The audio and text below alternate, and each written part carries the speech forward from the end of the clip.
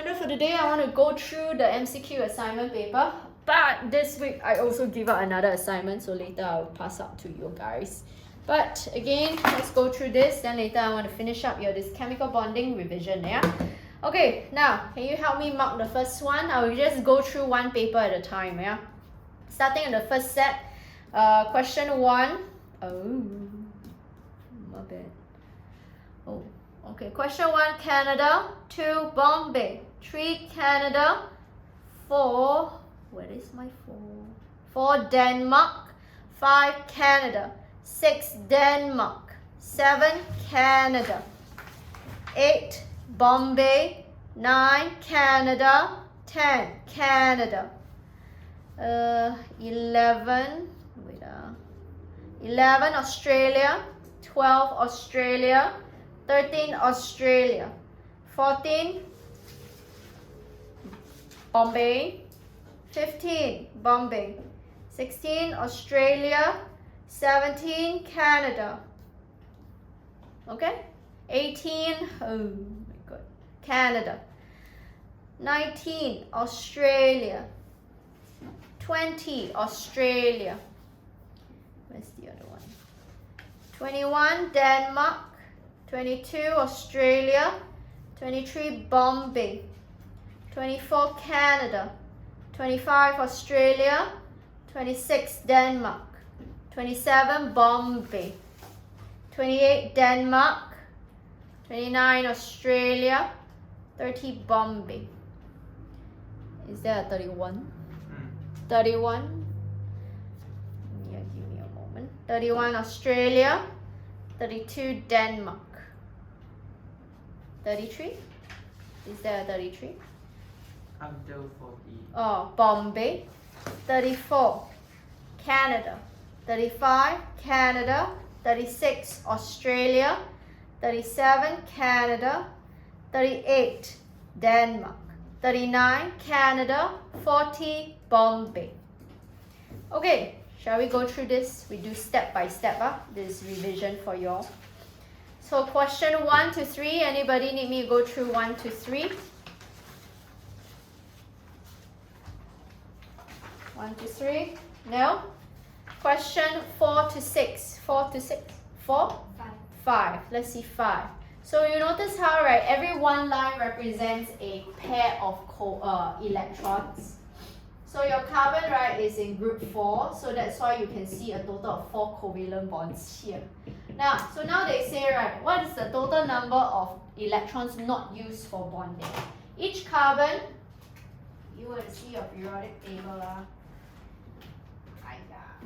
Let me pass you the periodic table so you can reference. So this carbon, right, do you see carbon actually has 6 electrons in total? And then hydrogen has 1 electron. Let's see, carbon, if I represent as all the dots. Do you agree that your each carbon already has how many electrons involved in bonding? A total of 4, right? Agree? So I repeat, each carbon is involved in 4 electrons, right? Involved in bonding. And now you can see 1, 2, 3, 4, right?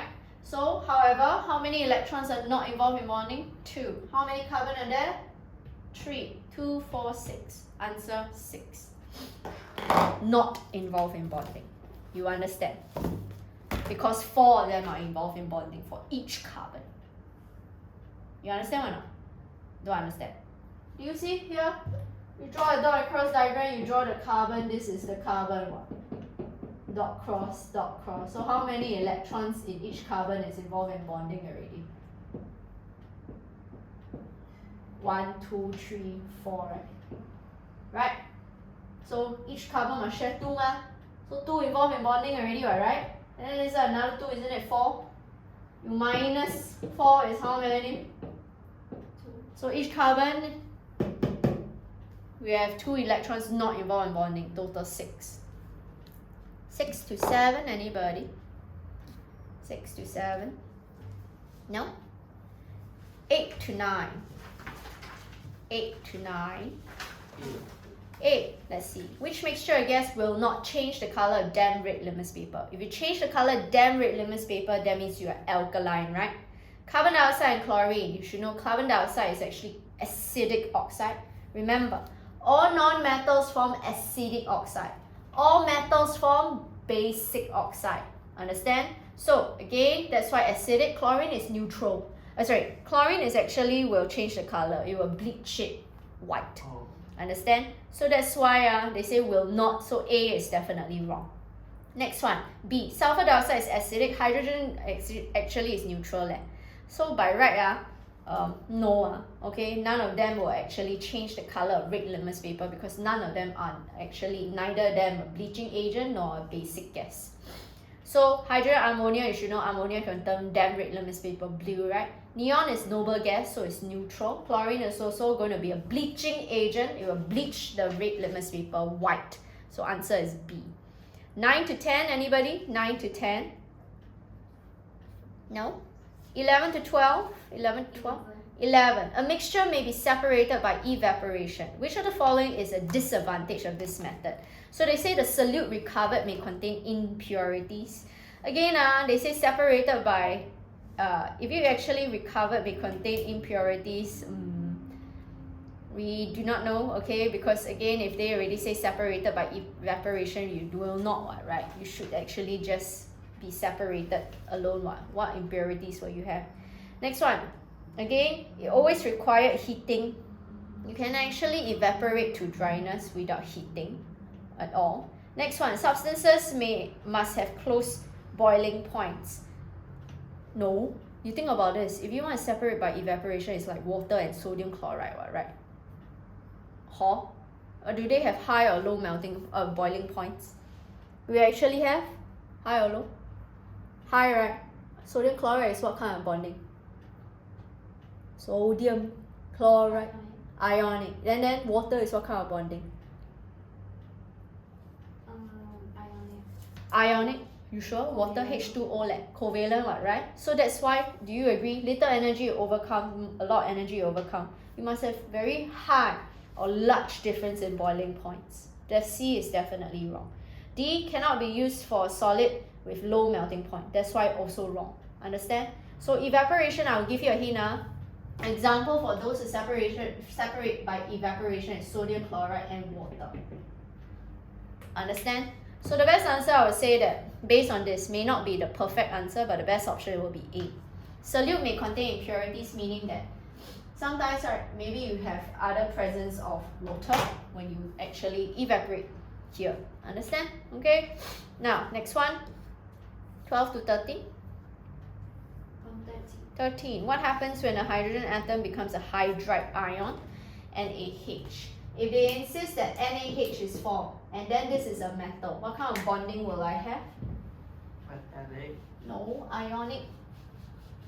Ionic bonding. It must be ionic. Yeah, Why? What's the criteria of ionic bonding? Metal and non-metal. So if I insist that this is Na+, always between oppositely charged ions, right? So that's why this is H-. So H- can actually work. That's why this sodium hydride is another name. You understand? So most likely, How does H- work?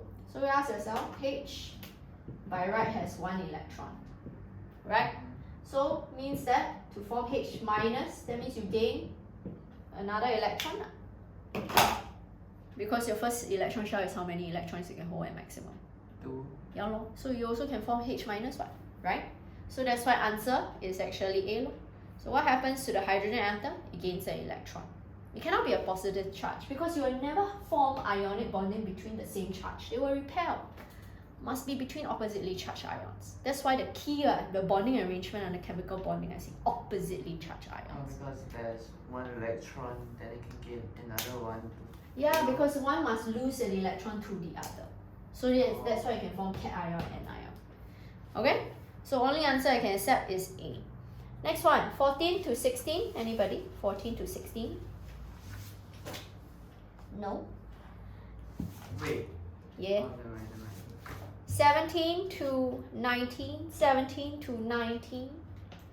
19. 19. So they say, which of the following salts is incorrectly matched with its method of preparation? Remember, I say to prepare salts, always ask yourself, is it a soluble salt first? If it's not a soluble salt, what's the method to prepare it by, Anna?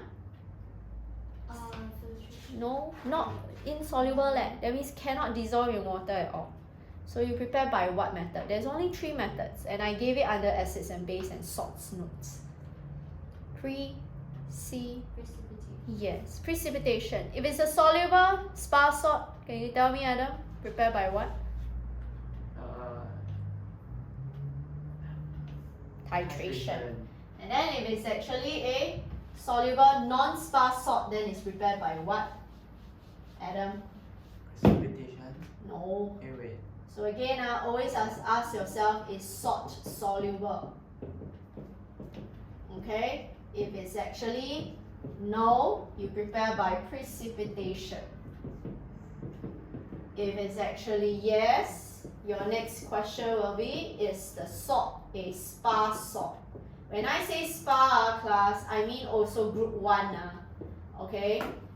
So again, if it's actually no, answer is what? You must also react acid and Oh, acid-base reaction. keyword is what? Acid and excess insoluble what? Salt. No. Acid always either react with Base. or carbonate. Do you know why I underline the word excess, Anna? Think about this. You want to completely neutralize the acid. How come I must add excess insoluble base or carbonate? Is it easier to remove excess acid or easier to remove excess insoluble base or carbonate? Excess. What are you talking about? Excess insoluble base or carbonate or excess acid? Is it easy? Insoluble. Insoluble base or carbonate via what method? Titrate. No, wait, precipitation. You have excess acid here. Then your insoluble base will react. Or you have, let's say, an excess insoluble base. Is this insoluble base, can I remove from your this solution or not? Yes. By what method? You can remove this by what method? Or filtration. Why? Because they will remain as what? The filtrate. They will remain in the filtrate, Or residue. Residue. Do you agree this will be stuck as residue? Yeah. Easier to remove excess insoluble base or carbonate. Is it easier to remove excess acid? How? Cannot, right? Agree? Yeah. Yeah. So that's why the insoluble base or carbonate must always be added in excess. Okay? Next one. So let's see. Silver nitrate, Adam, soluble or insoluble salt? So insoluble, So spa or non-spa? non-spa. So that's why you prepare by this method, right? So let's see. Add excess silver to warm dilute nitric acid. Why is it wrong? Oi. Why? Because Can silver react with acid? no. Why? What is the... Name me all the metals I say in the periodic table you can find out that can never react with acid. Silver, gold, platinum, mercury, And copper. yes, the inverted T. I show you already inverted T here. Okay, so that's why cannot have excess silver. Next one, B. Lead 2 chloride. Whenever you're ready, Anna, lead 2 chloride soluble or insoluble? Where's chloride in the 5 circles? Do you recall? Top, bottom, no, it's at the bottom. At the bottom, what do you do? What's the acronym I taught you? At the bottom, you lao sai. So it's what? Lead 2 and silver. So it's lead 2 chloride soluble or insoluble? Insoluble. Very good. So again, you mix insoluble is precipitation, right? Precipitation, both reagents you use must be soluble. Mix lead 2 nitrate, is it soluble? Yes. Hydrochloric acid, is it soluble? Yes. They both contain lead and chloride, right? So that's why it's correct. Understand? C. What salt is this, Adam? Soluble or non-soluble? I also know it's ammonium, but is it soluble? Spa or non-spa? Spa. Prepared by? Titration. Yes. So is it using titration? Is it possible? Yes, because ammonium carbonate can react nitric acid since it's still a carbonate. Understand? Next one, copper 2 sulfate. Anna, soluble or insoluble? Sulfate is at the top. At the top is the Soluble. soluble salt. Okay? So soluble salt, and is it spar or non-spar? Uh, Copper. Copper, is it spar or non-spar? Spar stands for what? Sodium, sodium, potassium, ammonium. Is it copper? No. Then is Oh, so it's no, right? Not a yes, right? So it's no, right? So prepared by what? prepared by Oh, you just read out. acid plus excess insoluble base Or or carbonate. yeah, these are the methods, okay? So let's see, is there excess copper 2 carbonate? Have, right? With an acid, sulfuric acid. Does it apply? Yes, that's why D is correct. So the only one incorrect is A. 知道吗? Next one, 20 to 21.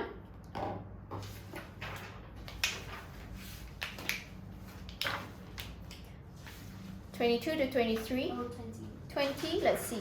20, they say element P has a proton number n. It is virtually unreactive. Straight away, if they say unreactive, only belongs to group 18. Understand? Noble gases. So another element Q has a proton number n plus 2. So if this is group 18, then proton number 2 is it belong to group 2. Think about your neon. If you look at neon, 10, right? 2 plus 2, isn't it magnesium under group 2? Okay, so straight away, if you know Q, oxide Q is 2 plus already, right? Oxide is 2 minus, right? Straight away is QO lah. Think about magnesium oxide. 21 to 23. No? 23. 23. So now let's see. They say this has a formula of that, has similar properties to ammonia. Keyword is similar properties to ammonia. They say it turns moist red litmus paper blue when dissolved in organic solvent. True or false? False. Because ammonia, yes, we learned is an alkaline. What's the definition of alkaline? Need to be Dissociates the hydroxide ion in, in water. but not in an organic solvent. Water is a polar solvent. Understand? So A, straight away, wrong. Next one, B, reacts with ammonium salt to produce ammonia gas. Wait, that was an organic solvent. Organic solvent is like anything that is simple covalent molecules. Example, benzene, alcohol, ethanol is an organic solvent. Okay?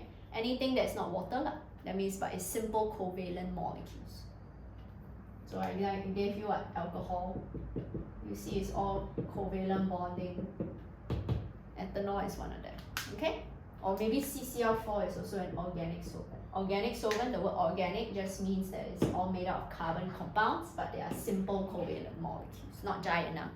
Okay? Oh, so must be carbon. Typically they are. Okay? But yes. Next one, reacts with ammonium salt. You should know, can ammonia react with ammonium salt? No, it's base, not this. Next one, reacts with alkaline to produce salt and water. First of all, it's ammonia, not ammonium. Okay? So again, straight away, this is wrong. Dissolve in water. Wait, which property? Oh, I just realized something. Similar properties to ammonia. Best option, as you can see, they say already similar properties to ammonia, but again, we know C is wrong. They say dissolve in water to give H plus ions, also wrong, right? So, best answer we have to choose. I would say this is actually B. Because at least, right, this one will have basic properties, but not exactly a base. A base can react ammonium salt to give ammonia gas. Okay? So this one is the only one that is not the perfect answer, but it's actually the best option out of the 4. Clear? Alright? Because it's the only one that is logical, because it's a base. Next one, 24 to 25. 24. 24, let's see. Compound cannot have disarrangement. Notice how every white ball is actually covalently bonded, not covalently bonded, bonded to 6 other black balls. And each black ball, if you can see, is just a structure, it's just a subset of an ionic crystal. Each black ball is also going to be bonded to 6 other white balls. It's just take a section from the crystal left this structure. So the ratio of the white balls and black balls bonding to each other is 1:1, right? So agree that we cannot choose B and C. But C is the answer. Again, cannot, sorry. I mean, like, for in this case, right, your this C is straight away wrong. Do you know why? The ratio of your cation. So again, based on the bonding, we learned the ratio of the cations and the anions is 1:1. Every 6 bind with 6 ma? So it's 1:1. Why cannot be C? Because Mg, right, every one Mg2 plus must bind to 2 Cl minus. It doesn't follow at 1:1 ratio, right? So C is wrong. Now, if I were you, right, if let's say we change this up, what are the possible options? A and D is the best answer. But this one, right, why they purposely put B? Not the perfect one, but again, if I use copper 2 sulfate, copper 2 sulfate, Cu2 plus, sulfate, SO4 2 minus. They never mentioned that they are just one single element. If they are one single element, then you cannot choose this. Do you agree copper 2 sulfate is 1:1? Because this is what you write for your chemical formula. So that's why the best option we have to choose is actually C, because it's confirmed not a ratio of 1:1. Okay? 25 to 26. 25. So they say an isotope at R. Isotope means same number of protons, same number of protons and electrons, different number of neutrons. But they say it's a negative ion of isotope R. Negative ion means you gain electrons. If you have p protons, that means the electrons have one additional electrons. Straight away you should know B and D straight away wrong. Okay, eliminate B and D already. Next one, we know that the number of neutrons is just different. Because they already say n neutrons, just choose the option with the one with different number of neutrons. So we know that C and D are wrong. Why? Because they have different number of protons. Remember, isotope must have same number of protons. Right? So I'm left with A and B, but your neutrons must be different. That's why the answer is A. Understand, Anna? I repeat, isotopes means same number of. So do you agree I can eliminate C and D? They have different number of protons there. But the protons and electrons are like both. I want to ask you, do step one step at a time. Do you agree C and D cannot be R? Because number of protons is +1. Isn't it different number of protons? I'm not asking. They already show you R has N. Wait, R already has how many protons? P protons. Then you suddenly tell me it's P +1. Then it's different already. What? It's not asking you compare between the options. They already tell you R has P protons and neutrons.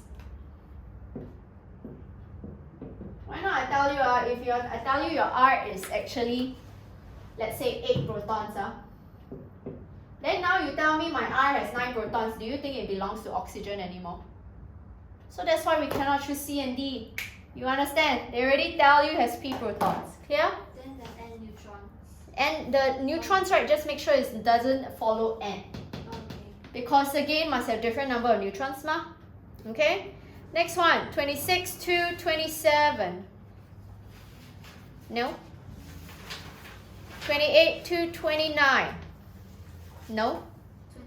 29. Y and Z are elements belonging to group 1 and 17. Sorry, can we change the Roman number 7 to 17? Which of the following describes the compound followed by Y and Z? Group 1, we already know, and Y is actually metals, right? Group 17 is non-metal. So what kind of bonding will I have between Y and Z? Ionic. Ionic means they need to form ions, right? Group 1 tend to form cations, which is positive charge, or anions, which is negative charge. Group 1 has one valence electron. Cation. So you will have positive charge of 1. Like Na plus, Li plus, K plus, right? Group 17 has 7 valence electron. Whether gain 1 or lose 7? Gain. Easier to gain 1 or lose 7? So you easier to lose all 7 than gain 1 Gain 1, 17 like Cl is what charge? Minus. So if Cl is group 17, your Z most likely what charge? Negative. Also right? Okay, so what's the chemical formula of Y and Z? YZ. YZ. First of all, we know cannot be covalent, so C and D straight away wrong. So the only answer I can choose A. Understand? Okay? Next one. Which statement is not true for all alkalines? Do I need to go through? No need. 31 to 32 then. Anybody? 32. So you notice how it has sodium chloride heated here. I forgot. The 30, how come react with ammonium salt to give ammonia gas? Aren't they all bases?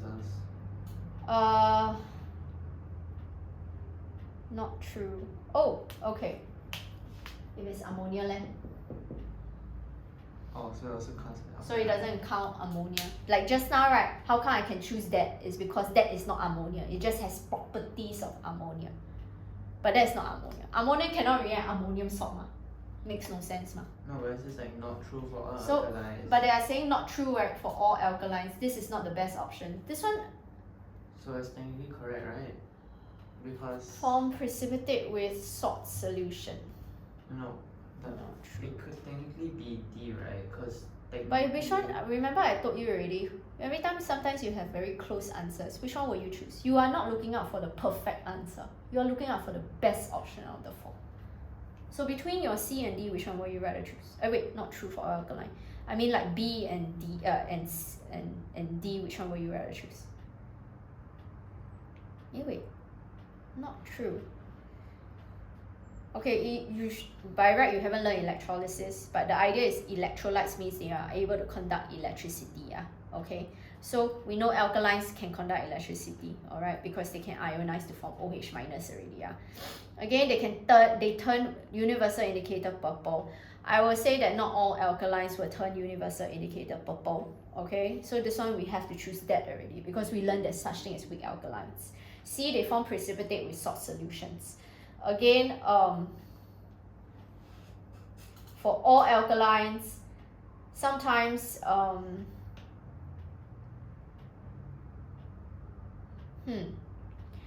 for your this question 30, let me think of an example that you have. I think I will say that question 30, precipitate is like insoluble salt, right?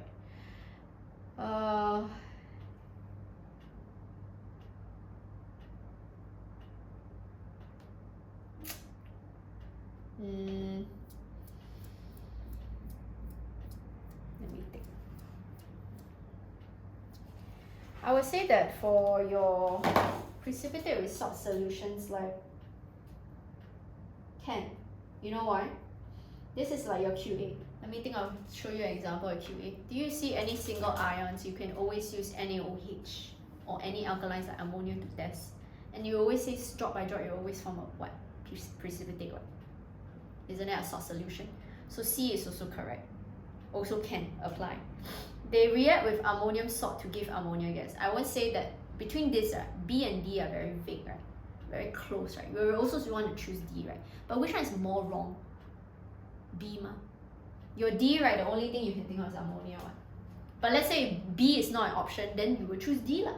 I'm trying to show you in exam. If this actually surface in exam, usually you're not choosing the perfect answer. You're choosing the best option, or the more wrong one out of the four. You understand? So I rather choose B than D, because between D, right, other than ammonia, every single one can react ammonium salt. You understand? Okay. So, but B, do you think that is correct? That means, does it apply to all alkalines? Does B apply to all alkalines? No. Yeah, it applies to what? Doesn't apply to what kind of alkalines? B. Yeah, lor. So that one is confirmed wrong, ma. Agree? Okay. So again, take note. I rather choose B. 31 to 30. Wait, actually I need 27. Oh, 27. 27, they say a student wrote 3 statements about the compound shown.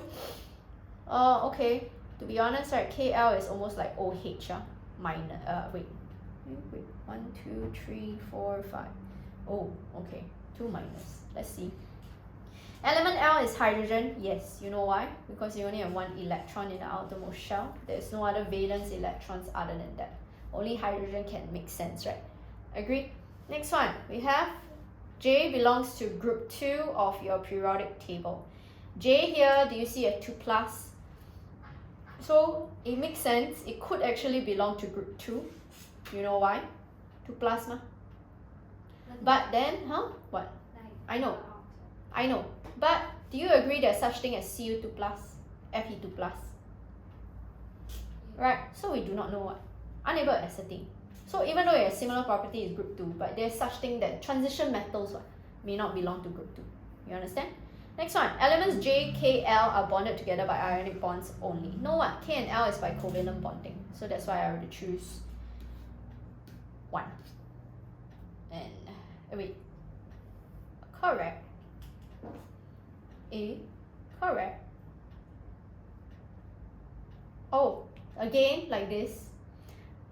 This is why I say, you may not look for the perfect answer, but you're looking for the best option. Okay? So do you see which one do you only have? B lah. So I'd rather choose B lor. You understand? Yeah. Okay, next one, 33 to 35.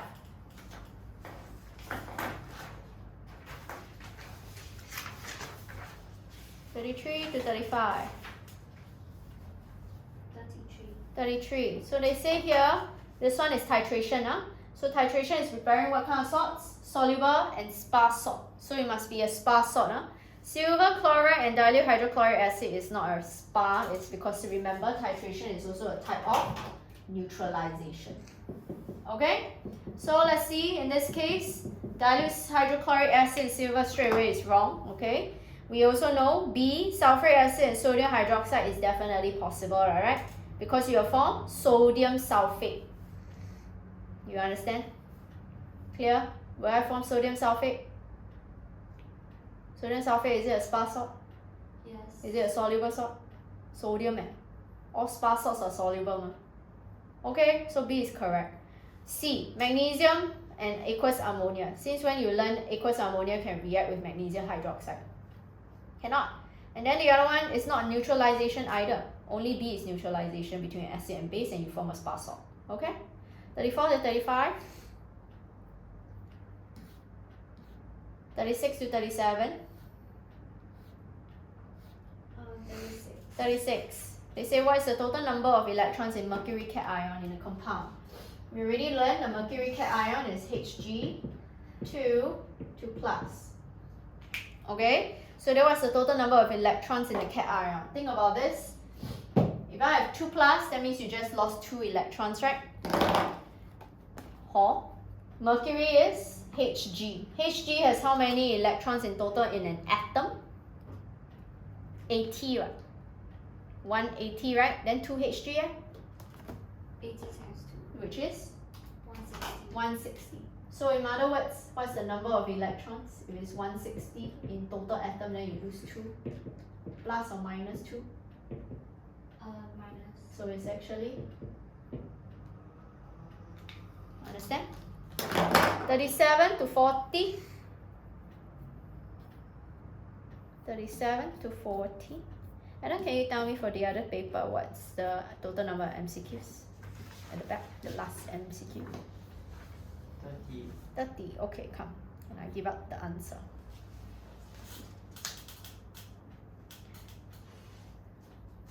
Ready? Question 1 for the second one now. Bombay. 2. Bombay. 3. Denmark. 4. Bombay. 5. Bombay. 6. Bombay. 7. Canada. 8. Bombay. 9. Canada. 10. Australia. 11. Canada. 12. Denmark. 13. Australia. 14. Denmark. 15. Australia. 16. Australia. 17. Bombay. 18. Australia. 19. Bombay. 20. Denmark. 21. Australia. 22. Bombay. 23. Australia. 24. Australia. 25. Bombay. 26. Canada. 27. Australia. 28. Bombay. 29. Australia. 30. Canada. Okay, come, let's go through. Question 1 to 3, anybody? 1 to 3. Okay, let's go through. Question 1. Question 1, they mentioned that Venus has a minimum surface temperature of minus 220 degrees Celsius, maximum surface temperature is 420. So now let's see.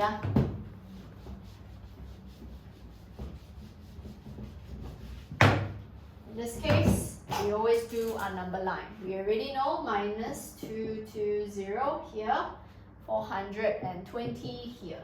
Okay, now if they say which one of this will have a change, will not show a change in state when the surface temperature changes from here to here, must remain the same state. So they say water has a melting point of 0, boiling point of 0. Do you agree water, again, the 0 is here, 100 is here. So at 0 degrees Celsius to 100, we know water, this is actually solid. This is liquid.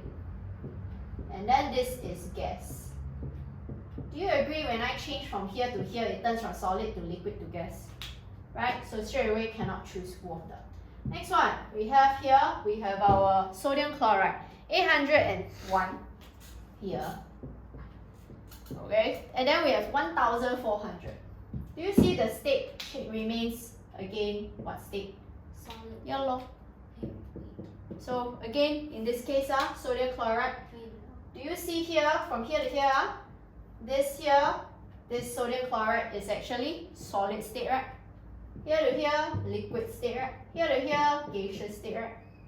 So when I change from here to here, do you see it still remains in solid state? So B is an answer.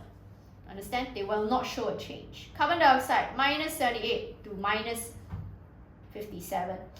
Minus 78 to minus 57 is here. Again, I'll showcase. This is minus 78. This is minus 57. Do you agree this is actually liquid state, solid state, gaseous state? So will it change from solid, liquid to gas? That's why C is wrong. Oxygen, minus 209. So again, 219, sorry. 219 is where? Here, lor. This is minus 219. Agree? This is minus 183. From here to here is liquid. From here to here, solid. From here to here, gas. Will it also change from solid, liquid, gas? Answer is B. 2 to 3. 2 to 3. 4 to 5. 4 to 5. 6 to 7. 6 to 7. 8 to 9.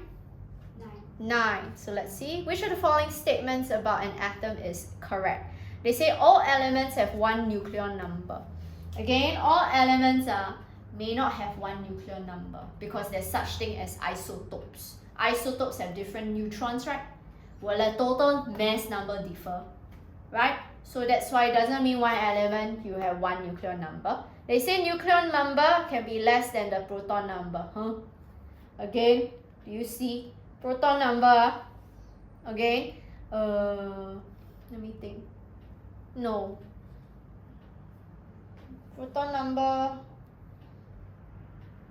actually, possibly, maybe it's helium. Like for example, helium, we have 2 protons and then 2 neutrons, right? What if the number of neutrons became 1? Possible, right? Agree? So, wait, but it still will be overall the same. Hydrogen also no. No. No, cannot. It makes no sense. It'll still be 3. It cannot be 0. So, yeah, no. It cannot be lesser. Proton number is always the minimum number. Okay? Next one. Let's see C. Nucleon number can be equal to the proton number. Yeah? Look at how helium is one example. Okay? So, you can have, let's say, 0. You never know, 0. Okay? And then later you have this 2 protons, okay? So hydrogen is also the best example. Do you see hydrogen atom alone? The number of protons is 1. The nucleon number is also 1. Right? Hydrogen, 1, 1. B, C is correct, right? So let's see. Number of neutrons never equals to number of electrons. It's not always true, right? It's not always true. So I give you an example. Helium has 2 protons. How many electrons does this helium have? 2 neutrons, right? How many electrons does this helium also have? 2, right? So this one actually can prove what? That is equal, right? So best answer is C lah. 10 to 12. 10 to 12. 12. 12. So they say experiment we have here, notice how it migrates. If E actually move away, that subparticle must be actually proton, because only protons is positive charge can be attracted to the negative terminal, alright? And then again, overall must be a net positive one to be attracted. And then G must be a net negative, or again an electron, right? So based on E and G, I can eliminate some already, which is again, your option B is wrong, because G cannot be a positive charge, right? You know how you deviate to a positive, right? And then we also know that we can eliminate option C as well, because E cannot be S2 minus. Cannot be a negative then attracted to a negative terminal, right? Agree? So I'm already left with just B and D. So in B and D line, let's see, F must be a neutron. Do you know why? So F must be a neutron is because there is no deviation at all, because it's neutral. Okay, so we already know, based on this, the only option I choose is D lah. Clear? 13 to 15, anybody? No? 16 to 17. 16. Which compound is both ionic and covalent? What did I mention before? All the unique N ions and cation ions. NH4 plus, SO4 2 minus. Do you see non-metal, non-metal? And then within them must all have covalent bonding one. But within, let's say, ammonium chloride, this one will be ionic. So you can have both ionic and covalent at the same time. So the only one that has both ionic and covalent is A lah. Because it's got ammonium, which is this one inside. Then ammonium chloride in between the cation ion and ion is ionic one. 17 to 18? No? 19? 19, you just need to observe. Based on your options, they say substance C is a giant covalent compound with mobile ions. How can a giant covalent compound with mobile ions appear? No such thing, right? Agree. D, they say is a giant covalent compound with mobile electrons. Now let's see. Giant covalent makes sense, high melting and boiling point, conduct electricity in solid and liquid state, and is insoluble in water. The only one I can think of is graphite, right? But let's see any options that is better. Never ignore. B, they say it's an ionic compound with mobile electrons helped by strong electrostatic force attraction. Since when I said that ionic compounds is delocalized electrons, it's only for metals, right? So straight away, it's mobile electrons is wrong. A, they say it's a simple covalent molecule containing weak covalent bonds. Have I ever mentioned covalent bonds are weak? Covalent bonds are strong. It's the intermolecular force attraction that are weak. That's why option is B.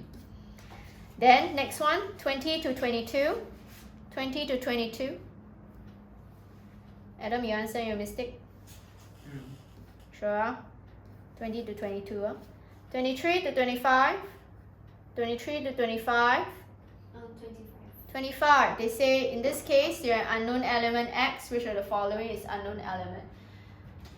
We do not know what is X, but we know the percentage composition formula. We can let AR of X be X.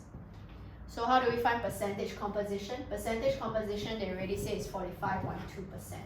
So in other words, 45.2 equals to X over the total MR. We already know there are 3 carbon. How many hydrogen are there, Anna? How many hydrogen in a molecule? 7. 7. So times 100%. You have to do the math now. So the math, 45.2, so 4520 X over X plus 36 plus 7.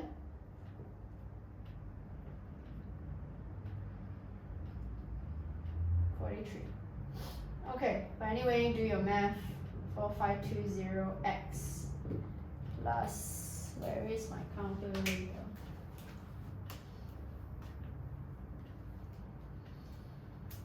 Hmm, 4520 194360 equals to X. So straight away solve for X.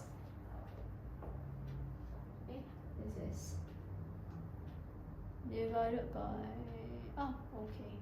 So again, Now let's see x over, there's one x, right? 37. 4520. 19436. 43.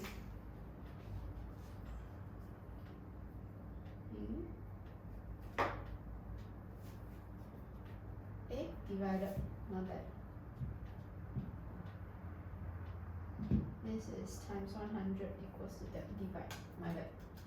4520 divided by 100, not bad. 0.452, 0.452. So times 43, 19.436. So you bring over, so 1 minus 0.452, so 0.548. Do the math, so you should be able to get this. So divide by that. I got 35. So x equals to 35.467. So you get 35. Choose the one with the MR. You see bromine. Wait, not bromine, my bad. Chlorine. Do you see 35.5? The only one closest. Also, I can make this as 35.5. Chlorine now. Okay? 26 to 28. 26 to 28. 26. So we have here how many atoms? Atoms is 6 times 10 to the power of what? 23. So, in other words, you notice how we need to find number of moles. Number of moles of carbon dioxide is 8.8 divided by mR. Mass divided by mR gives you moles. So you get, if I'm not wrong, 0.2. Yeah, 0.2 moles. Then can I find the number of atoms? The formula we learned is what? Anna? Number of moles times how many atoms in one molecule? 1, 2, 3. 3. And times? 3 times 6. Just now I mentioned atoms is always a formula. 10 to the power of what? 10 to the power of 23. Yeah. So you find out the math. Times 3 times Where 6. did that 6 come from? Huh? Where did that 6 come from? The formula. That is the formula under the moles. You see the atoms, you will have that. So it's 3.6 times 10 to the power of 23. That is the formula whenever you want to find number of atoms, number of molecules, number of ions. Okay? Next one. 27 to 20. I was going to need 21. 21, let's see. 21, they say diagram shows arrangement of ions. Do you see every positive cation, just like what we did earlier? Every one cation bonded to 6 anion. Right? Huh? If you see carefully, in the middle, one positive ion is bonded to 6 negative ion, right? The ratio is what? And then the one negative is also going to be bonded to 6 other positive. Remember, we're just learning a subset. The ratio is 1:1, right? Which one only shows a 1:1? Barium and Which one cannot show a arrangement? All of them show 1:1 except barium chloride, right? yeah. Because barium chloride is 1:2, what? Then You know, every positive and negative, yeah. we learn is 6:6 ratio 1:1, right? But barium 2 plus and Cl minus is 1:2. It doesn't follow this. Understand? Barium is 2 plus. Okay. 27 to 28.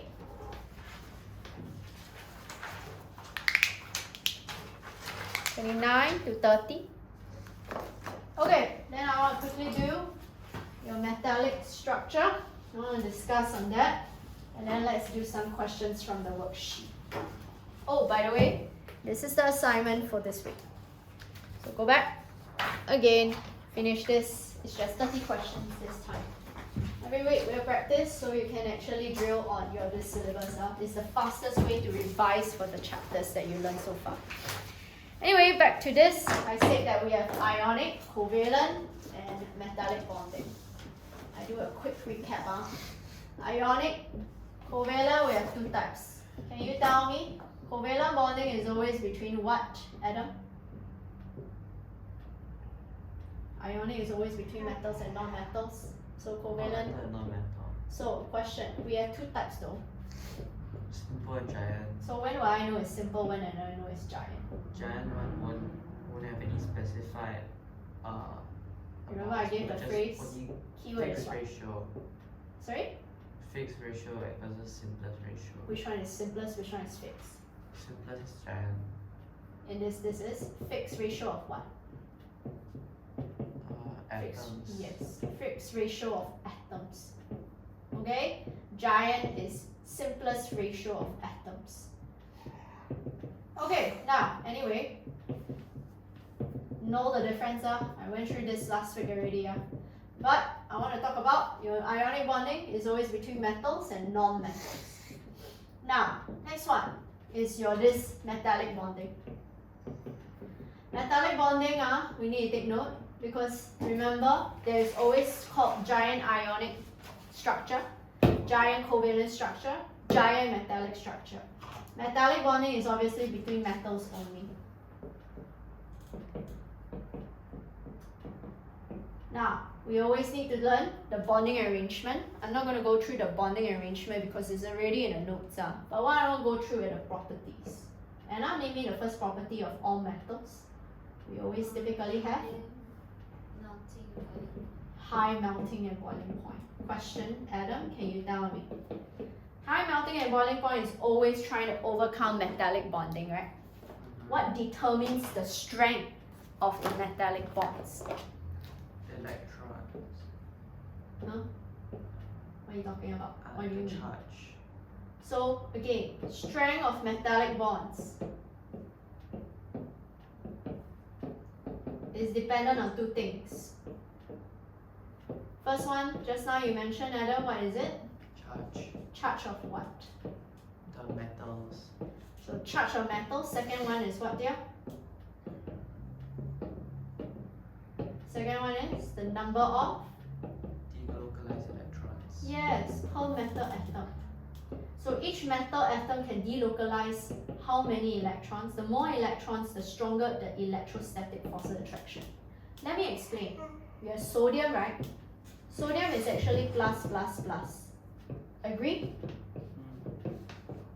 How many electrons does each sodium metal actually delocalize? 23. No, 1. 11. You only delocalize 1 electron per metal atom. Also doesn't delocalize all. No, it doesn't delocalize all, only some. How about copper? Copper is 2 plus. Do you agree each atom can delocalize twice the number of electrons? This accounts for two things. If it delocalize twice, will I have more delocalized electrons, Anna? Wait, what's the question? You delocalize twice, will you have more delocalized electrons? Um, Very simple question. yes. You have more delocalized electrons, right? Metallic bonding is always between what? Cation and the delocalized electron. If you have more delocalized electron, can you form more? Yes. And then will you be stronger? Yes. So that's why you require more energy to overcome. Adam, what's another property does this actually account for? Electrical conductivity. Yes, that's why copper metal is a better electrical conductor. So ability to conduct electricity at all states. Okay, then I got a taking question. This is not in your notes because we learned everything so far. This is going to compound.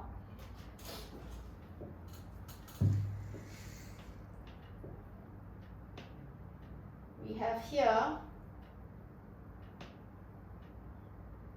this is solid, liquid, aqueous state. Ability to conduct electricity in solid, liquid, and aqueous state. We have elements or compounds or samples A, B, C, D. Anna, I want you to tell me, I repeat, this is the samples A, B, C, D, their ability to conduct electricity in solid, liquid, and aqueous state.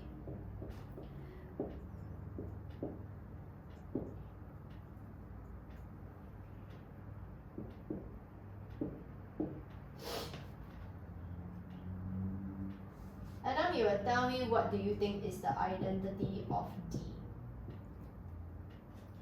Okay, Anna, can you now tell me?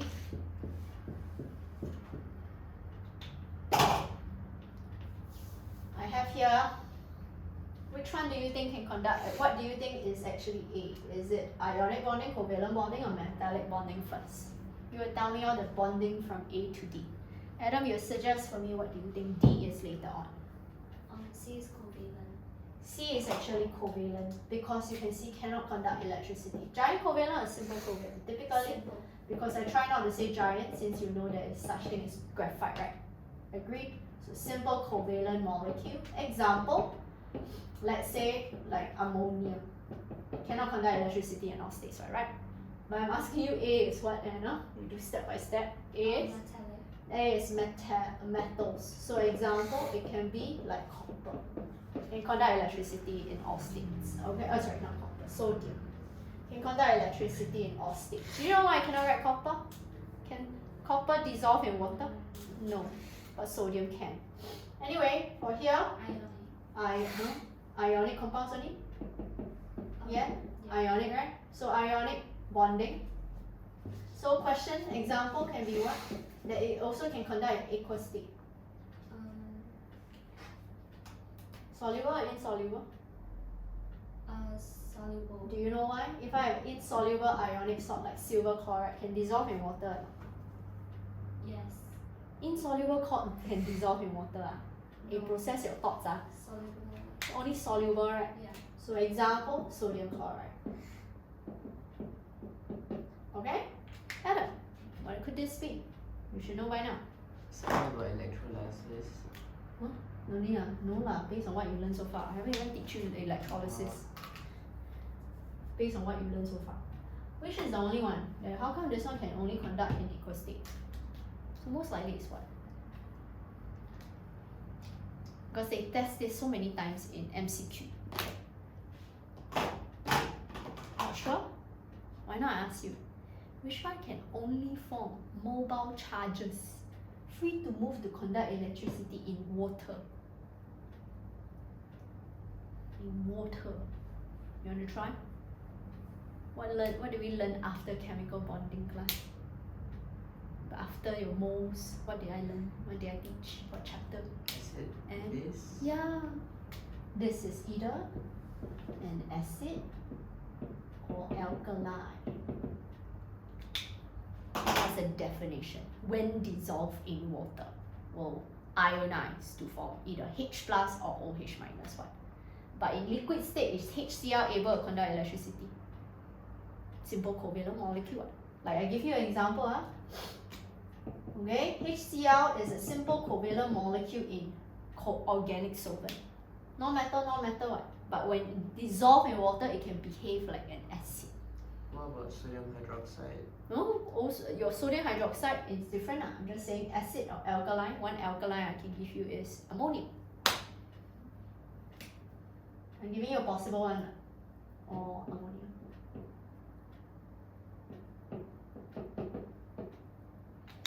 Okay? Yeah? We alkaline. But all acids should not be able. Okay? Find some space, draw this in your notes. This is actually good for you, for your acids and bases. Or in this case, we use chemical bonding. Give you some time. You ready? Flip to your this worksheet for chemical bonding. Highly recommend you to try the MCQs for chemical bonding because I will be doing and focusing on questions.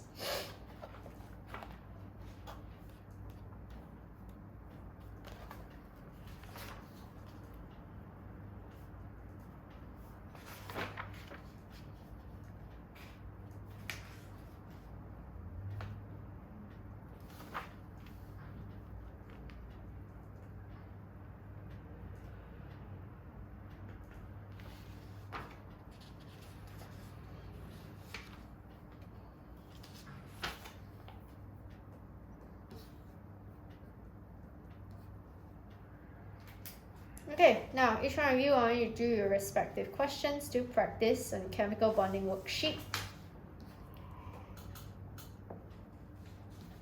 Anna, do you have the worksheet? Chemical bonding.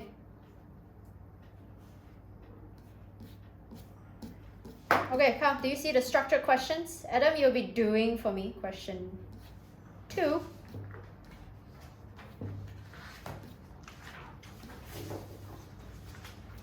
We'll try, then later we do 6 together. Adam, try question 2. Anna, try question 4. So I repeat, try question 2 and question 4 from the structured questions.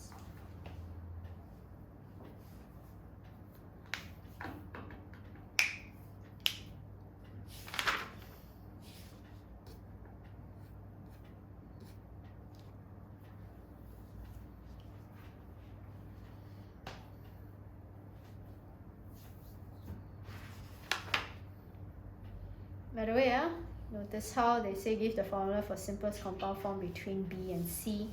And now do you look at atomic number or mass number to know what atomic? Because it's number of protons will tell you number of electrons, right? Boron has, not boron, B has 7 electrons, C has 9 electrons. Think about what are 7 and 9, which group do they belong to? From the group, you will know what is the bonding, okay?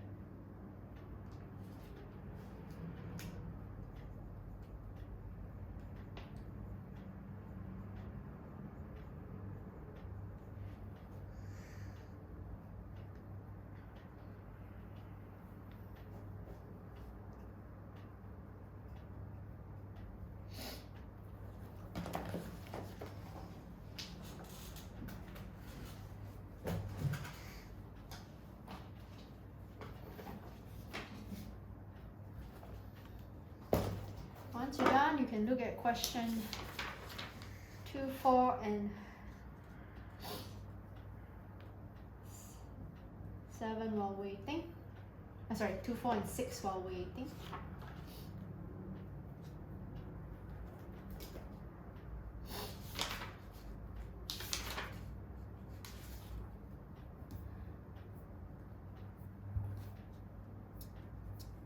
Highly recommend you to try the rest of the questions. One answers, feel free to text me.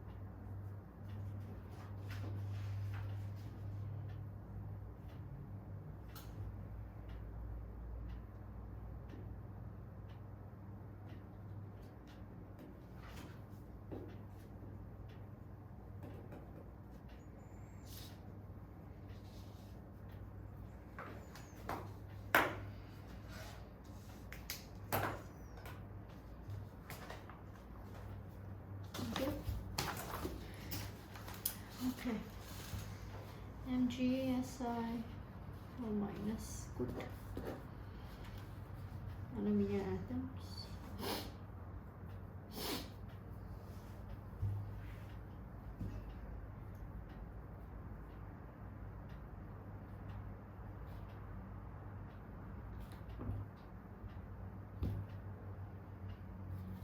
Keyword regular arrangement of this disrupted by different size. I will give you the first mark. Second mark, by the way, this is worth 2 marks. So, what do you write here? I cannot read. What is this? Medium silicate molecules. Oh, okay. Molecules. Making it harder for to slide over one another. Fine. I see. Good. Well done. Nitrogen and oxygen are 2 most. Very good. Hopefully you know percentage of nitrogen is actually how many percent? 78. 78, and then oxygen? 21. Very good. Wait, they want formation of magnesium oxide. Why you write Mg2 plus and O2 minus? Naturally occurring. Oh, Mg is naturally occurring. so 2Mg plus 2O. So 2Mg O. yeah, sorry, Mg plus O2. So 2 Mg plus O2 gives you 2 MgO, correct? Yeah. Good. For the other one, you got 24. Mass of, what do you write here? Can I read? It's just Please do the other question while waiting. Question 2 and question 6. It's the mass of the protons and neutrons in atom relative to C12 atom and. No need to write mass of neutrons and Okay, but next time no need. Isotopes. Okay? No, you just say mass of an atom relative to C12. 112, you forgot to write. 112. 1 over 12 or C12 carbon atom. Okay? Don't need to take into account all isotopes. You just say of Wait, why C12 not? carbon atoms. That's already what you mentioned. Relative mass. Next time just write Oh, relative mass, which is already the average mass. Okay. Okay. Try the other one. Anna, can I mark the question for you? Try what? Question 4 and 6. Okay. Hey, this is hopefully. Ooh, this one notice how they say used to create aluminium alloys. They form magnesium silicate. Magnesium silicate again. You want to react magnesium and silicate, metal and non-metal is what kind of bonding? Always ask yourself. Oh, metal and non-metal is covalent. Ionic. So always ask yourself, is it metal or non-metal? Then you will figure out is it ionic, covalent or metallic. It's wrong already, by the way. Hey, since when you write the number at the top? Like have I write Mg then O or MgCl2 at the top? You know what I'm talking about now? Have I ever written like that? Like for example, NH3, do I write like that? Right at the bottom. Okay, not at the top.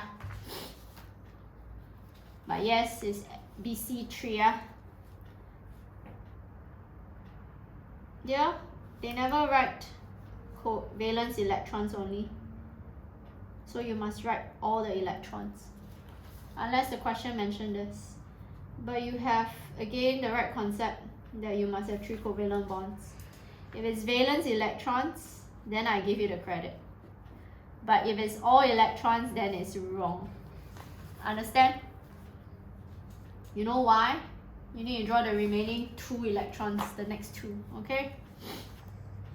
What kind of bonding do you think A is? Always ask yourself that question. Don't always think it's covalent, dear. Then what for I teach you the ionic? Okay? So, first of all, there will be no electrical conductivity in what? Oh, okay. Oh, then you can tell me kind of electrical conductivity. Oh, yeah. So, again, no electrical conductivity. Atoms are held in covalent bonds, forming simple discrete molecules. I think your school used simple molecular structure, right? You follow your school, I think they use that. So I say some schools use simple molecular structure. I said in the recording before. Follow your school, better make follow because I know one school was very particular. Okay. So free moving ions or delocalized electrons to conduct electricity, held by strong covalent bonds in molten state. Giant ion structure are broken down. Now you know how to write down. Standard answer. Good job. Can y'all look at question? Oh, okay. I'll let y'all try the other question. Then later I'll do question 6 together with you guys. Yeah. So my goal is actually to complete this question, and if I got time, I want to do question 7. If not, then I will just stick to question 6. But just try the other question, which is question 2 and 4 first, before I go through.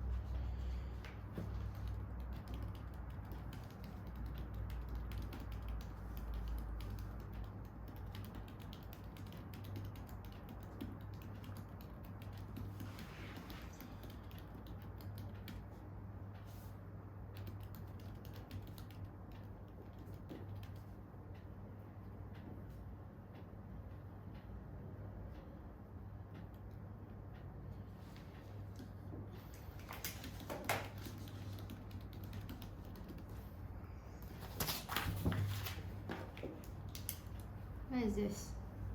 Oh, CC. Eh? 1, 2, 3, 4, 5, 6, 7, 8. B has 8. Your B where got 8 electrons in the outermost shell? B only have 2 lone pairs, what? What? Why does your B have 8 valence electrons? Oh, Since wait, you have no. 8 dots. Oh, never mind. That one was I forgot something. Okay. So your A is actually, yeah, correct. Please take note. Able to conduct, will not be able to conduct electricity, able to conduct electricity at equals and molten state. No free mobile ions or delocalized electrons. Good. The other one, molten. We don't want to conduct electricity. Very well done. Anna, have you done that one? Can I just briefly go through so I can do? Adam, you can try. Which question are you at, Anna? Just try to attempt. Adam, you try question 6 in the meantime, yeah? Oh, is this a carbon fiber? Yeah, nanotube.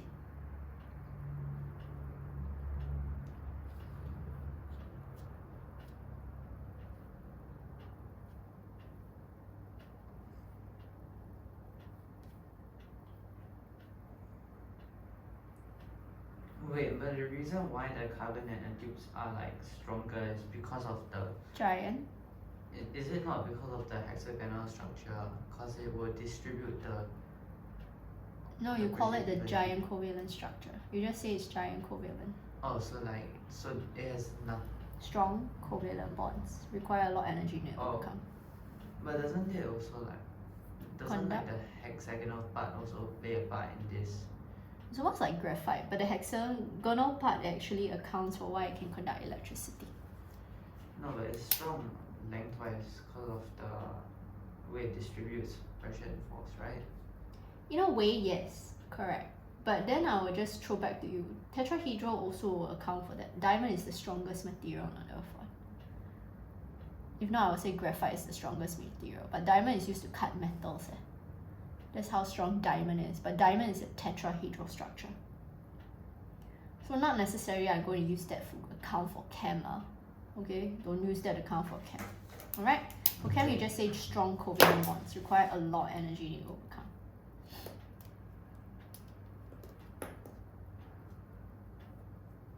I don't know how to answer like question 2 part B.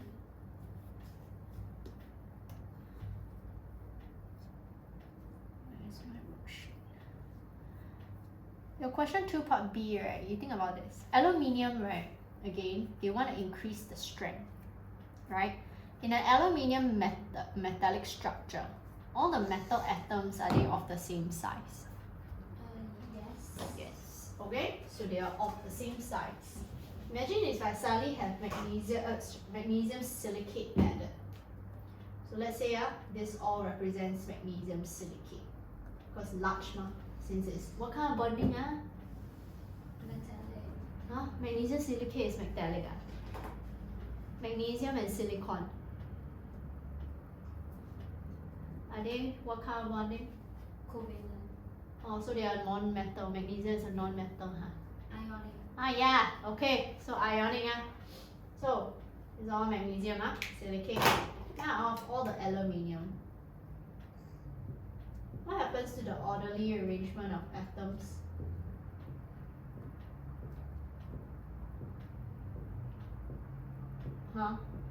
The aluminium atom, is it now orderly arranged? Do they look orderly arranged at all?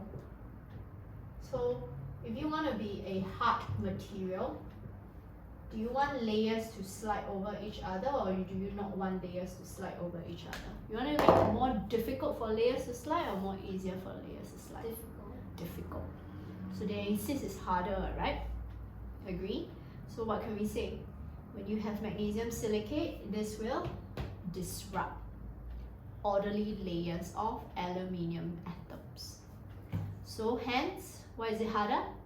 It's more difficult for the layers to slide. over one another. Does it make sense? Make sense, right? Wait, how do we know it's hard? Like, Because they say increase the strength. So the question already insinuate that it's making your aluminium metal stronger and harder, right? You understand?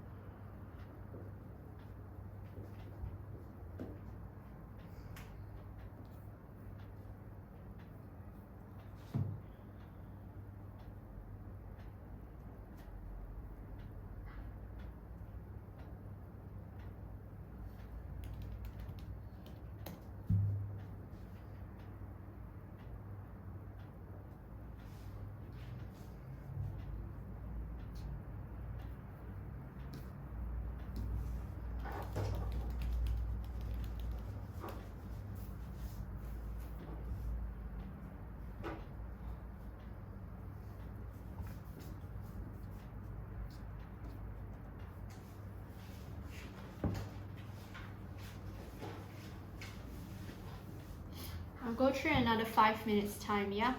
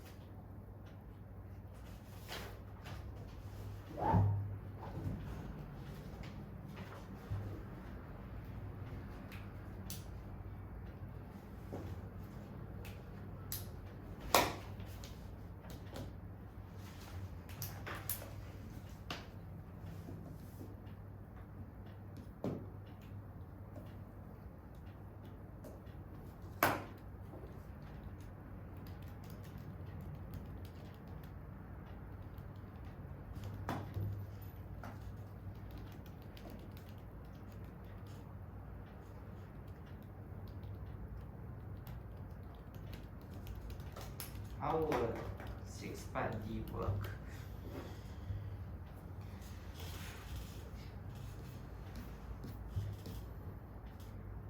Part D, they say graphite is burned in oxygen. Do you know what's the chemical formula of graphite? C. Yeah lor, do chemical formulas, then later find number of moles, compare mole ratio. No, but that one's also C, what? But in this case, we already know which one actually would they have the same mass then? No, not really. Huh? Wherever. Because they will have the same number of moles. The both of them are C ma, you just mentioned. Yeah, so Same number of moles, same mass of carbon dioxide, right? So that's why you just need to find for me the mass of carbon dioxide. Reason why? They are allotropes of carbon. so the mass of carbon dioxide produced is just the same. Yeah, because the number of moles of the carbon and the graphite and diamond are the same. Okay, what do you get?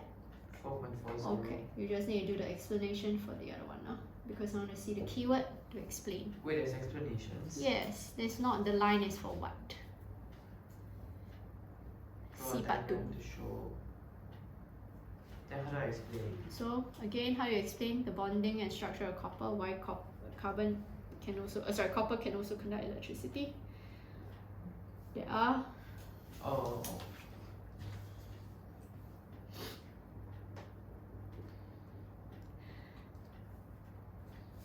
okay. I want to go through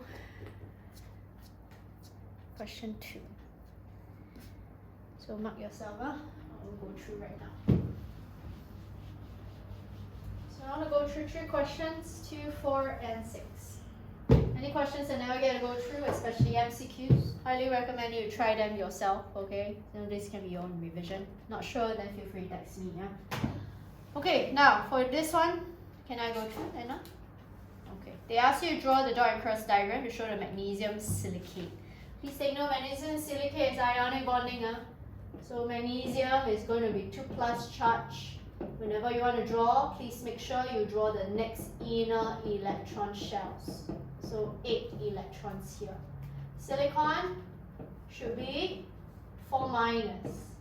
So that's why you know you must have 2, right? Since it's Mg2Si. I told you already, what's the steps? come up with what are my 2 cations and the anions. Mg2 plus, Si must be 4 minus. Since there are 2, that's why I write 2 here.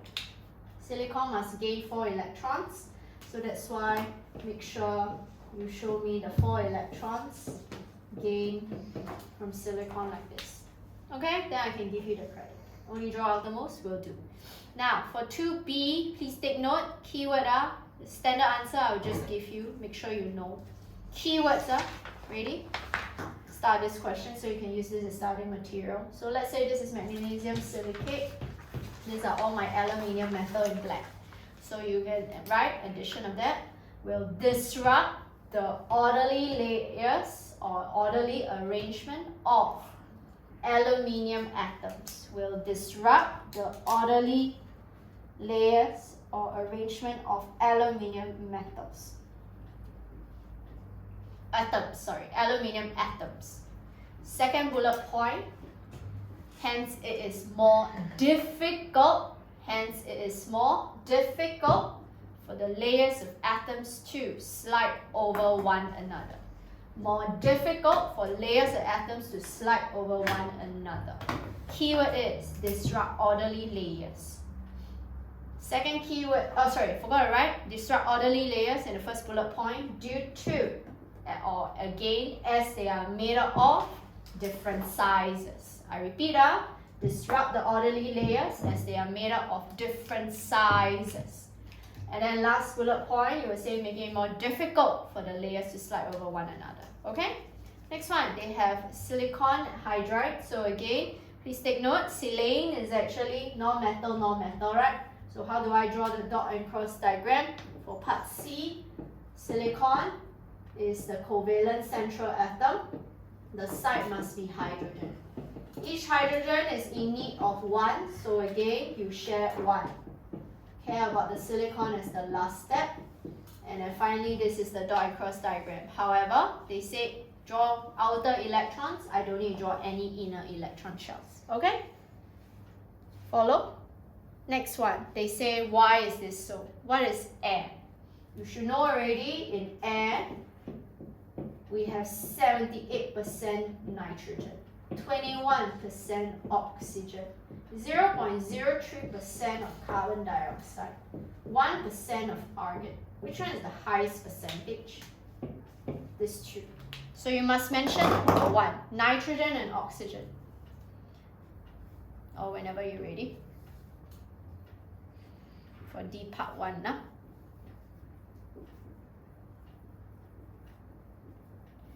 So do you see, they say magnesium nitride IDE and oxide IDE is just the element alone, right?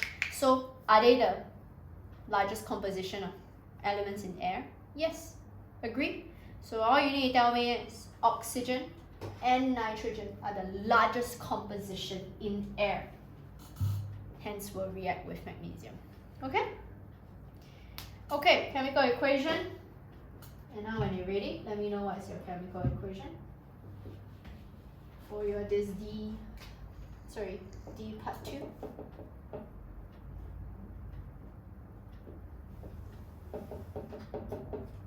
Chemical equation, because they want a reaction of magnesium and oxygen. So it's Mg2 plus.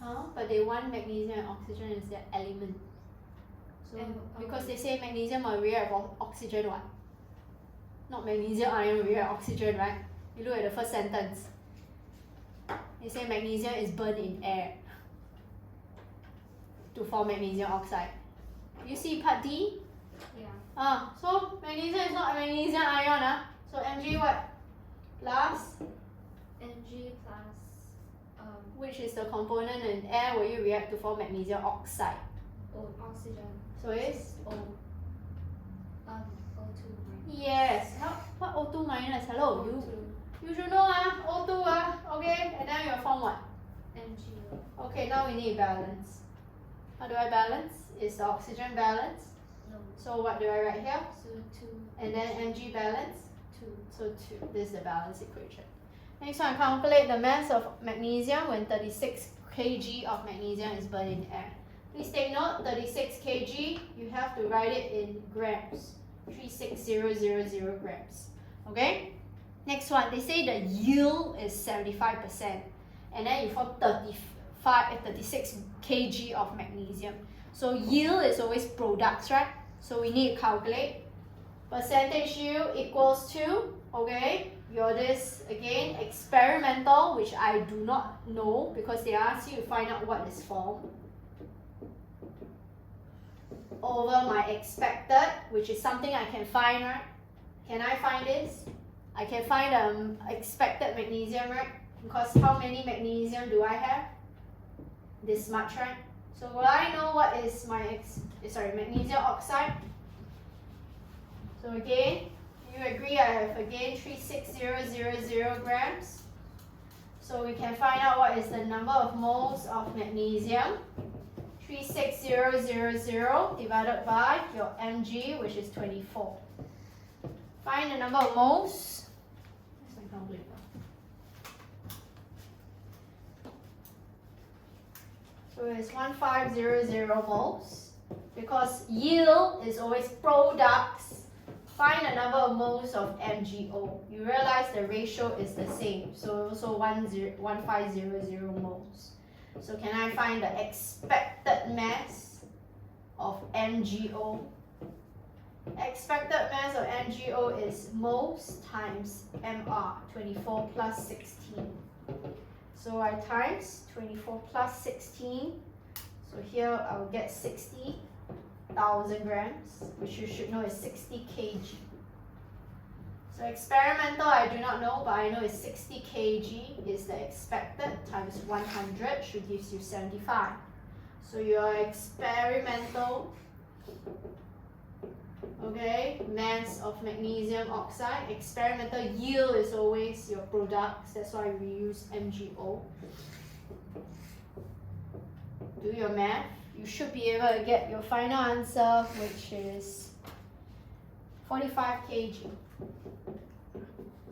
Do the math. Okay, next one. I'm not going to go through relative atomic mass. I gave you the definition before. Okay, so you just use it accordingly.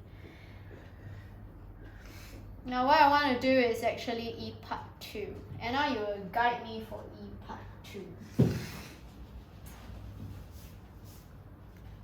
For E part 2, ready? I went through this before, so you need to revise. First step is always write what?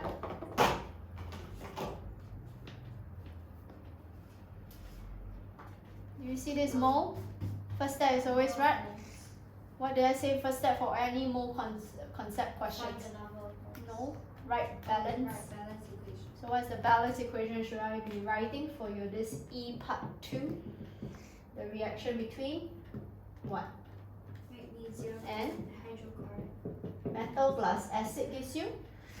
Salt plus water. Salt is always the metal and the anion of this. So it's MgCl2 plus water. So we just need to balance. Next step, like you said, find number of moles, right?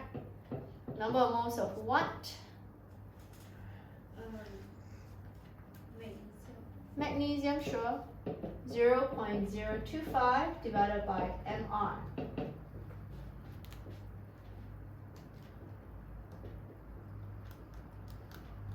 So you get 0.0010417 moles.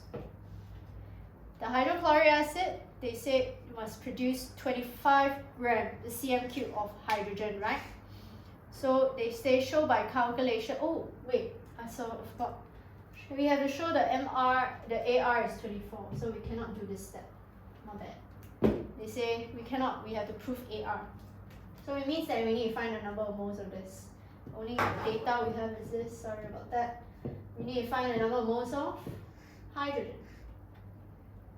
Not water, hydrogen.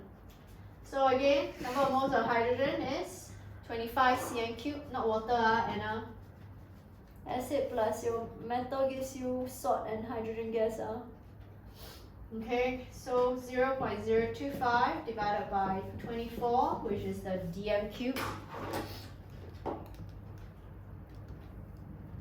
I get 0.0010467. Compare mole ratio, you realize the number of moles of magnesium is still the same. Okay, Anna, I already know what's the number of moles of magnesium, I know the mass of magnesium. Can I find the AR of magnesium? Yeah. AR is equals to what? Like mass Divided by? over mole. Yes. You will realize in your calculator you will get 24 AR. Okay? Okay, let's try question 4. I'll do briefly. So question 4, they say give the formula of the simplest compound formed between B and C. Adam, help me. In this case, the atomic number of B is 7. If the atomic number of B is actually 7, is it a metal or non-metal? Is it non-metal? Non-metal. C is also non-metal or metal? Non-metal. Non-metal. So again, B is actually group what? 15, right? And then C is actually group 17. So what's the formula of that? BC3. So again, BC3. Very good. Okay, so this is question 4A, BC3. Next one, we need to take note. Again, they ask you to draw a cross diagram, but they never mention draw valence electrons only. Please make sure you have to draw the total number, because your boron has 3 covalent bonds with C. C has 9, right? So you also must draw how the C, okay, has also here the 2 inner electrons. If not, you will be penalized. So this is the dot and cross diagram for BC3. Okay? Next one, draw a dot cross diagram between A and B. What kind of bonding A and B will have, Anna? Ionic. Ionic. So A is going to have what charge? Because we know B is 3 minus already. A is what charge? Minus. 1 Plus or minus? plus. Yeah. Do you know why? Because it is Group 1. Yeah. Okay? So again, because you lose 1, lose the entire electron shell. So you need 3 of this, you have to write 3, and then this one, each of them will gain 3. Okay? Next one, we already say that what's the difference in electroconductivity. Both of you done very well, so I'm not going to go through. Okay? Now, I want to do is question 6. So again, sometimes in exam, right, they may not just give you, let's say, the straight diamond graphite. They may give you other structures. This is actually a carbon nanotube. Just by looking at this, Anna, can you tell me nanotubes, do you think is ionic, covalent, or metallic first? Since it's all made out of carbon. Covalent. Covalent, is it going to be a simple covalent or giant based on the structure? Giant. It's going to be a giant structure. Now, they ask you to state 2 differences. There are actually 3 differences here. Adam, since you've done 1, name me 1 difference here. There are actually 3 differences I can see here. Actually 4, but I will go with 3 first. Hexagonal versus tetrahedral. So again, you can say how your nanotubes contain hexagonal structures or diamond form tetrahedral structures. I will accept. So I repeat, the carbon nanotube has hexagonal structures, while diamond forms a tetrahedral structure. Okay? And then what's another one since you did it? This one is each carbon is bonded to 3 other, while the diamond is each carbon is bonded to 4 other. Carbon atoms. Please make sure don't just say other, can be other elements as well. Like you can see later got boron. So again, he's right. Do you see, if you look carefully, each carbon atom in the nanotube is covalently bonded to 3 other carbon atoms.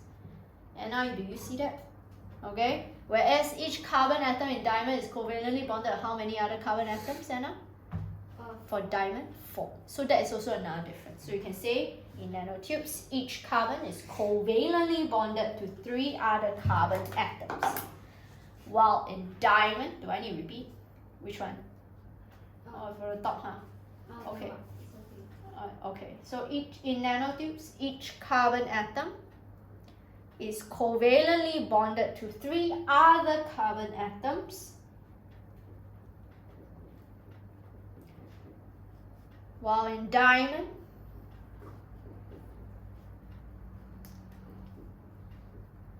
each carbon atom is covalently bonded to 4 other carbon atoms.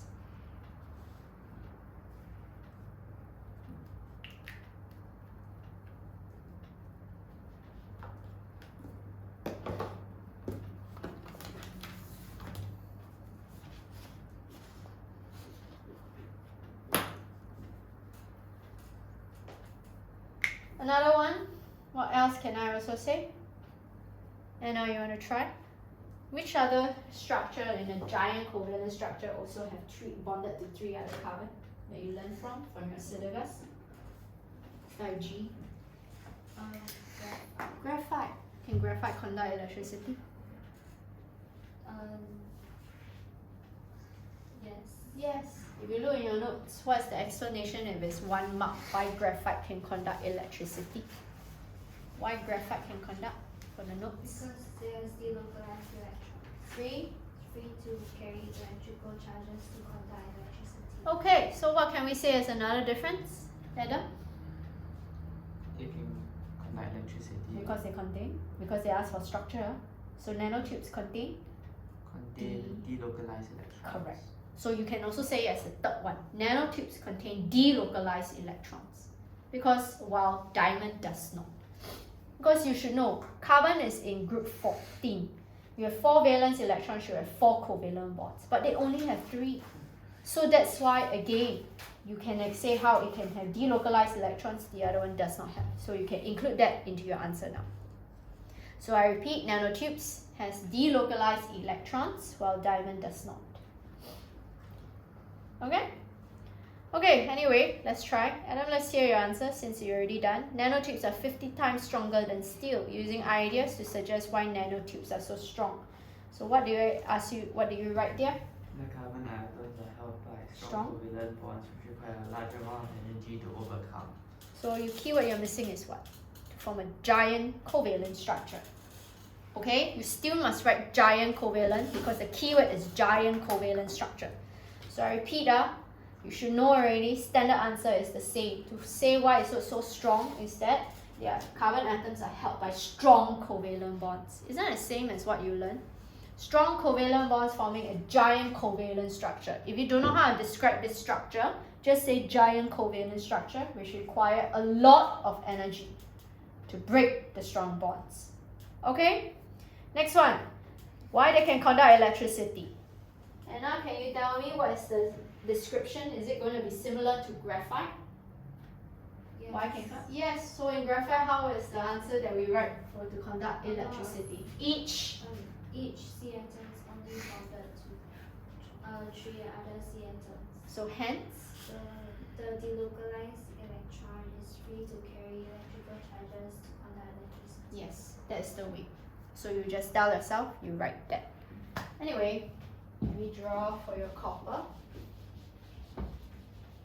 For copper, the way you draw is just tell me your Cu2 plus, Cu2 plus.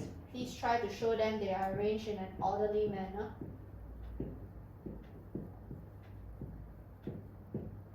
I need to see at least 3 layers of copper ions. And then I want to see your electrons surrounding your these layers or in between layers as well. So keyword is just telling me there are delocalized electrons free to move to conduct electricity. And just put the plus and minus. You know why? In exam for your school, they will penalize you. You know why? Copper is 2+, not plus. That's sodium or lithium or potassium. Oh, so I have to write 2 plus. Must write 2+ at least. Okay? And now do you know why I must draw like that or you do not know? No, right? It's copper metal. They're asking you why it can conduct electricity. Okay? I'll just draw this. By the way, diamond, graphite all have the same chemical formula. All of them have this equation when they burn in oxygen. Because they all have the same chemical formula of C. So both of them, again, since they have the same chemical formula, they will have the same number of moles. Number of moles of both carbon and graphite will be 1.2 you divided by 12, 0.1 moles. So that's why the number of moles of this carbon dioxide, isn't it the same? 1:1, so that's why also 0.1 moles. Will I have the same mass of CO2? Mass is what, Anna? 0.1 Times. 0.1 times nr. So it's 12 plus 2 times 16, so it's 4.4. This answer. Okay? Rest of the questions you can go and try yourself. Assignment for the day, I repeat, this week is this MCQ here. So complete this by next week. I will straight away, like what we have done, go through immediately. And then after that, I will do acid and base revision. Alright? With that, I end off here today. Please sign before you leave.